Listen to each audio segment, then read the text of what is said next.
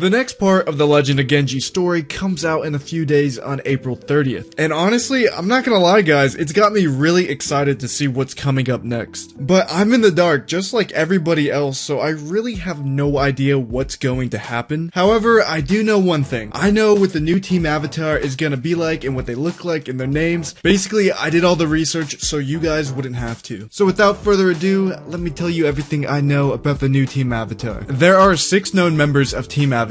We have Genji, Kelsang, Nami, Aiko, Maya, and Luan. Now Luan is by far the biggest mystery to me. We know he's the fake avatar and we know Genji's the real avatar, and at some point they're gonna interact and he's gonna join team avatar, and I'm just really excited to see how that plays out. Now that we know the names and faces of these characters, let's get to know them just a little bit better. First up, we have one of the more interesting characters just by his design. His name is Kelsang. He's 18 years old and he is the son of Kai and Jinora. He's obviously an air nomad and he's mastered airbending. His design fits really well with this modern world narrative they're going with. His clothes are still the colors of the Air Nation. He still has an arrow from mastering airbending, but his hair is grown out and he's not really keeping the tradition of shaving his head or receding the hairline, which makes sense to me because I can't really imagine these modern kids keeping up with old traditions that were never really enforced in the first place. It seems like the Air Nation is no longer doing the tradition of keeping males and females separate, as every modern era air nomad seems to just be raised in a typical household. We had Tenzin, now we have Kelsang, which I'm not against at all. Things evolve over time and it's a good change. In Kelsang's bio, it says he likes to make fan theories about his favorite show. Kinda like what we're doing right here, right? Coming up next, we have Aiko Hibana. Now Aiko looks really badass. I really like this design. It's giving me Azula vibes. She kinda looks like if I knew Azula in real life, she would look like that. Which makes sense because in her bio, it says that she attended the same school as Azula, Mei, and Ty Lee. It says that this school that she went to really affected her personality. I can already tell there's gonna be a decent amount of parallels between Aiko and Azula, and I'm all for it. Now we have the non-bender of the group, Nami, and I really like how they handled this. Nami is from the Northern Water Tribe, and she was born on the winter solstice. That's pretty unique, and I wonder if that's gonna lead to anything in the future. Nami is of course a non-bender, but she has a great relationship with spirits. Now, I really like this as an ability because Sokka had his boomerang and sword, Asami was just really good at fighting, and now we have a non-bender with an actual ability, and this is gonna change the dynamic in a really interesting way. Now, Nami and Jinora have very similar abilities, so of course Jinora invited her to Air Temple Island, where she would train Nami to become an air acolyte. Next up, we have Luan. Now, pretty much everybody knows this already, but Luan is the fake avatar. He doesn't know he's the fake avatar, his family doesn't know, most of the officials don't know, but there are some people who do. Luan is from the outer rings of Ba Sing Se, but when he was discovered to be the avatar, he was moved to the inner circle. Now, Luan would be a great avatar. He has all of the qualities to be an amazing avatar, except for the ability to bend the other elements. Surprisingly enough, he doesn't really like being in the public eye. Despite playing his role as a celebrity amazingly, he actually likes to keep to himself. Maya is the second to last member of Team Avatar. Maya's bio doesn't specify what type of bender she is, but we know her nationality is ocean folk, and the Dai Li recruited her for being a very talented bender. So I'm just gonna assume that she's an earthbender with a special type of subbending that no one really knows about. Maybe something to do with sand, mud, or water, combining everything, I don't know. But we do know that she is very loyal, and this caused her to be promoted to become part of Avatar Luan's personal security. Last, but certainly not least, we have Genji. Genji is the real avatar. He grew up in a sand-bending tribe that roamed the desert near Wan Chi Tong's library. However, the Earth Kingdom forced all of the sandbenders to relocate to urban areas. So Genji was forced to move to the city and he hates it. He ends up always getting in lots of trouble. As we saw in chapter 1 part 1, Genji works in a repair shop. He spent years being the man of the house in a foreign area, which has made him very moody and overall just not very trusting of people. I really like how his bio includes him being a pro bending fan. I'm hoping because pro bending was mentioned in his bio, we're gonna get some more pro bending stuff in the future. Alright, well that is all of Team Avatar.